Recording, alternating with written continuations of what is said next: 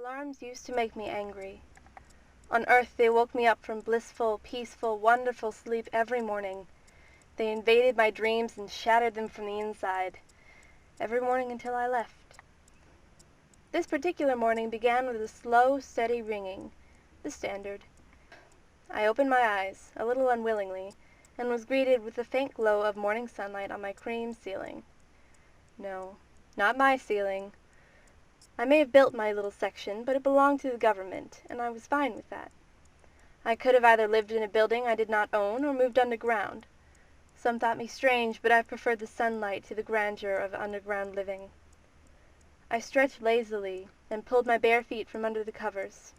It was 23 degrees Celsius, same temperature as always. I checked the clock unnecessarily. I knew perfectly well that it was 7:31, the same time it always was when I was so cruelly wrenched from my dreams. I called grumpily for my breakfast and was greeted with a bowl of rice and a cube-shaped robot to hold it for me. I took my food and ate it listlessly.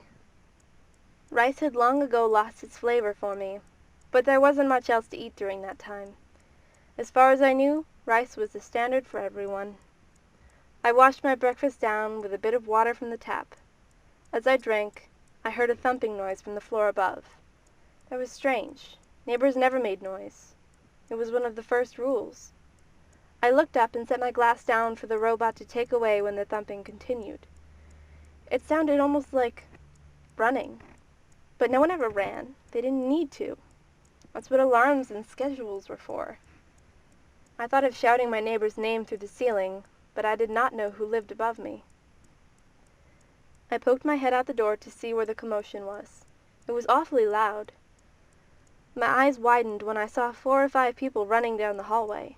They looked panicked, as if they had lost their building plans or something. A woman I recognized tried to run past me, but I caught her arm. She was still in her pajamas, but so was I. Her eyes were acid green and frightened. "What happened?" I said, trying not to panic. I'm sure she felt my grip on her arm tightening fearfully, steadily. She gasped at me, her brown hair flying as another neighbor ran past her. I don't know. They're sending us off."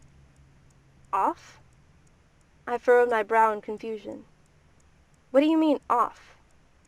She shook her head and tried to run, but I held her fast. "What do you mean?" I repeated. "The building," she was pleading and pulling away now. "It's a ship. We're kilometers away from the earth." In my shock, my grip slackened and she ran off again. Kilometers? But why were we off of Earth? That didn't make any sense. I decided that she absolutely must have been either insane or lying, and went back into my section to change. Running around in pajamas is not exactly decent, not to mention a minor violation, enough for a loss of TV privileges. I was just pulling off my pajama top when my radio, seemingly of its own volition, turned all the way up and a loud, echoing voice emanated from its little white speakers. Apparently it came out of every other radio in the building because the sound was deafening and seemed to come from everywhere. A man's voice spoke. It was deep, gruff, and all around unpleasant. He called for attention several times before he delivered his message. "Citizens," the many-voiced man said, "of building number 37. This is your president of construction and transportation speaking." I noticed that the thumping had subsided. "I regret to inform you that you will not be returning to Earth. Your building, which you have so carefully built, will bring you to a new home, one which you may build as you wish. When you find a suitable planet, it is my hope that you will inform your sister ships and you will inhabit it together, peacefully. You will find that the information and supplies required for a journey such as this will be supplied for you." After he went silent, a small hologram with words that I could not bring myself to read was projected from the radio. There was a long silence after he spoke, as if everyone were waiting for him to finish, to say, "Never mind, we want you after all." But he did not continue. Then, as one many-legged beast, the neighbors began thumping again, accompanied by cries of despair and screams of anger. I listened numbly to the sounds of 50 million people panicking. They yelled and stomped and slammed doors like children having fits. I don't know how long I stood there, but my shock was eventually interrupted when my bedroom door was opened unceremoniously, and a neighbor, the brunette from before, burst in, face tear-stained and frantic. She looked relieved to see me, then quickly became embarrassed. I realized vaguely that I had never finished dressing. My torso was still entirely bare, but I hadn't the energy to worry about it. I swayed on the spot when I saw her eyes. My vision went hazy. All I could see was her rushing to catch me as my knees buckled underneath my body. All I heard were the sounds of 50 million abandoned people. When I opened my eyes, it was quite dim, but I knew I was in my section, in my bed. Sleep is only peaceful when not plagued by nightmares of unknown beasts of prey. Never in my life had I been so grateful to wake up. I shifted my head to the left, and my eyes were greeted with my brunette neighbor sleeping in a chair, apparently taken from my kitchen. She looked quite peaceful, her chest rising and falling softly like rain. I imagined that I had looked much less peaceful in my shock-induced unconsciousness. I wondered briefly what her name was. I had never bothered to learn it, but she stirred a bit. I stopped breathing so that she might not hear me and at least continue sleeping. But my efforts were in vain. The shadows which I presumed to be her eyes in the darkness shifted shape, and I knew they were open. She stared at me for several seconds, performing the same check for consciousness that I had just performed on her. "Lee," she said, her voice barely more than a whisper. I wondered how she knew my name. I could not remember ever telling it to her. I made no response. "Lee," she repeated, louder now. "Yes," I replied, trying not to sound upset. "Do you remember what happened?" "Exactly." "Oh, most of it." I flapped my hand, waving it off. She stayed silent for several seconds. "Other people died yesterday," she told me, her head bowed. "I thought you would end up the same." "How did they die?" I inquired. Her voice was thick as molasses. "Lots were trampled in the panic. Some decided to end it quickly and off themselves. A couple of people were so shocked that they just died." "How long was I out?" I saw her eyes shift momentarily to the alarm on my nightstand. "Just over 20 hours." "Have you been here this whole time?" Her shadowed head nodded slowly. I stared at the dark ceiling. "Well, since you look fine, I'll go back to my section." She stood up and shuffled toward my bedroom door. "What's your name?" I asked abruptly as she stepped over the threshold. She did not turn back. "Faraka." "Thank you," I called after her. She may have replied, but I did not hear it. The next week passed in a deceptively peaceful manner. It seemed less like I had been forced from Earth and more like I had simply taken some time off of work and slapped a picture of space over my window. Everything in my little section was exactly as it had been, aside from the hologram which I continued to neglect. My walls were still off-white. My meals were still bland and ordinary, brought by my standard little robot. The television had apparently stopped working while I was out on that first day, but that was all right.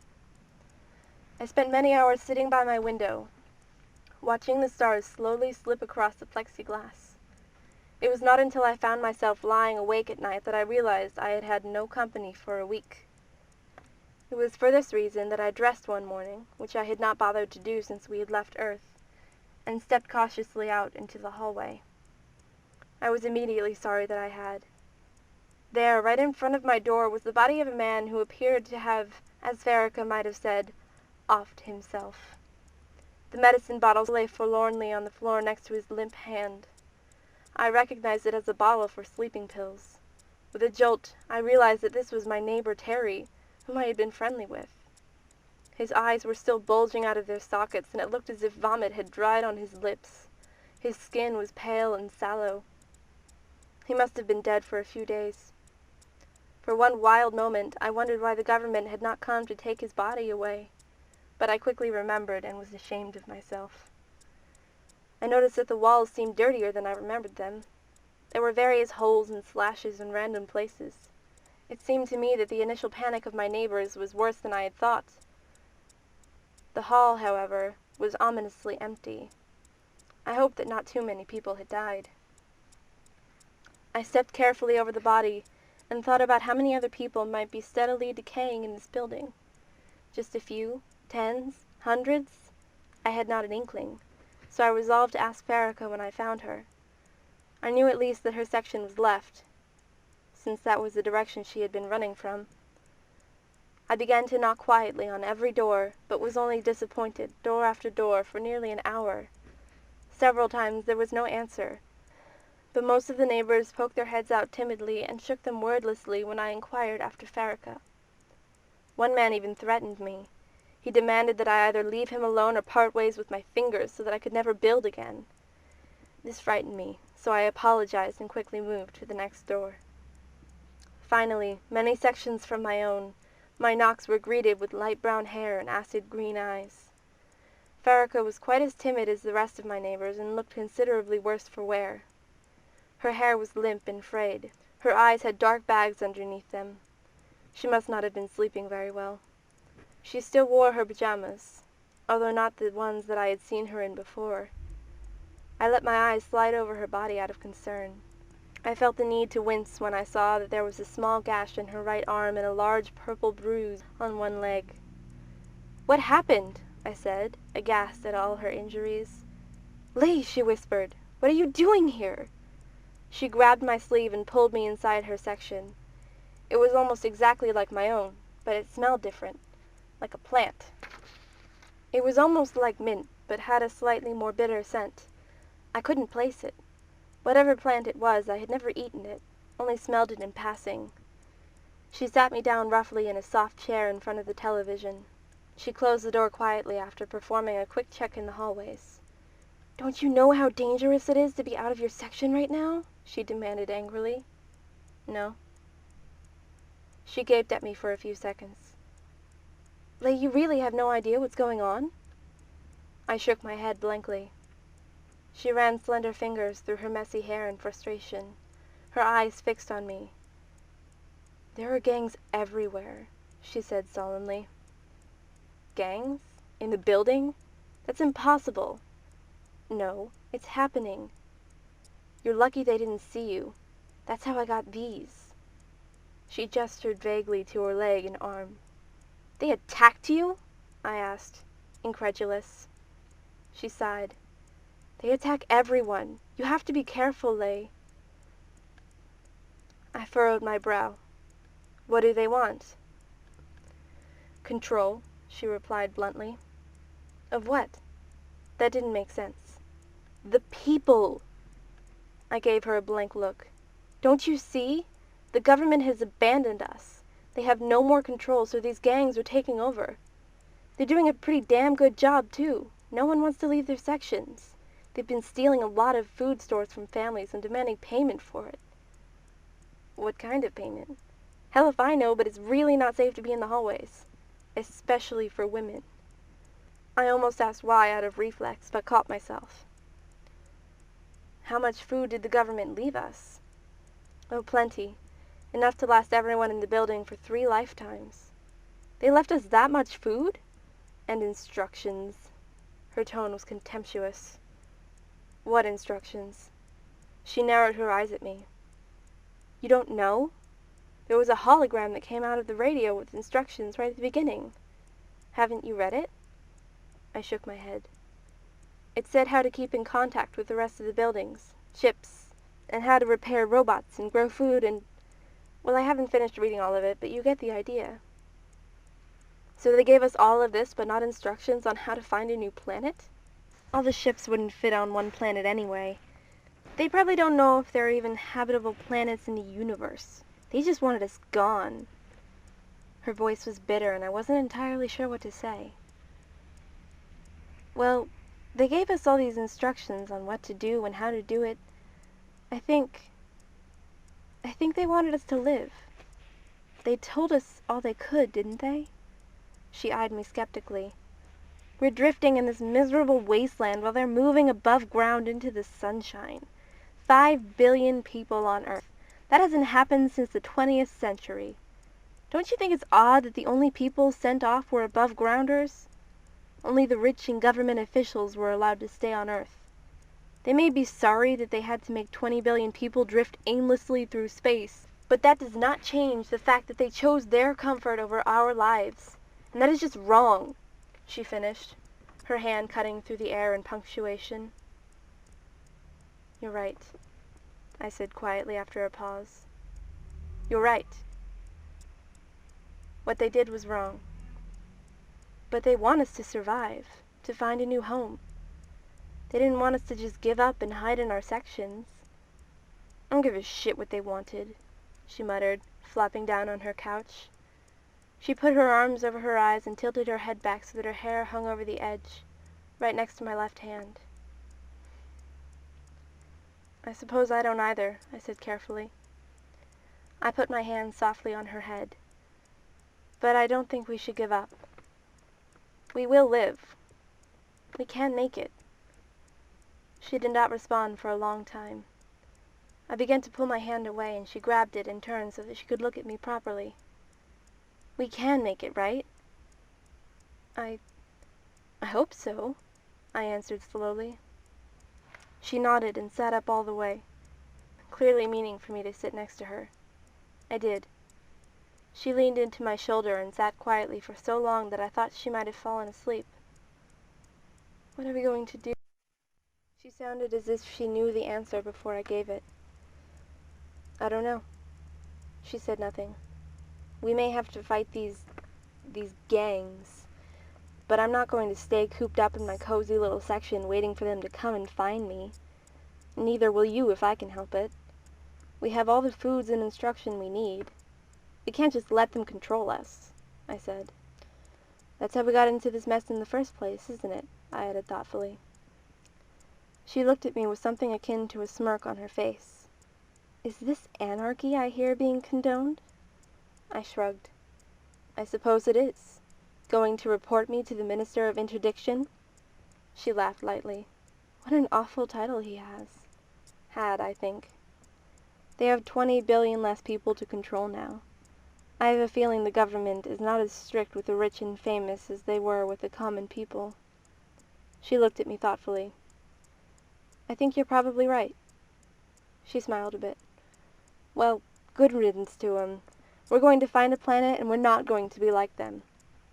It struck me for a moment that this was a very optimistic view and not terribly likely to happen, but I decided against saying so and allowed her to be happy in her thoughts, staying comfortably into my side until we had to face reality again. I sincerely hoped that she was right and that humans could be happy once we found a new home, but the more I tried to see it, the fuzzier the picture became. Even when those in control had so wronged us, we were eager to take it for ourselves and abuse it. It seemed to me that we would be hard-pressed to learn our lesson, but I decided to try not to dwell too much on it and to instead take our new life one day at a time, searching for our new home.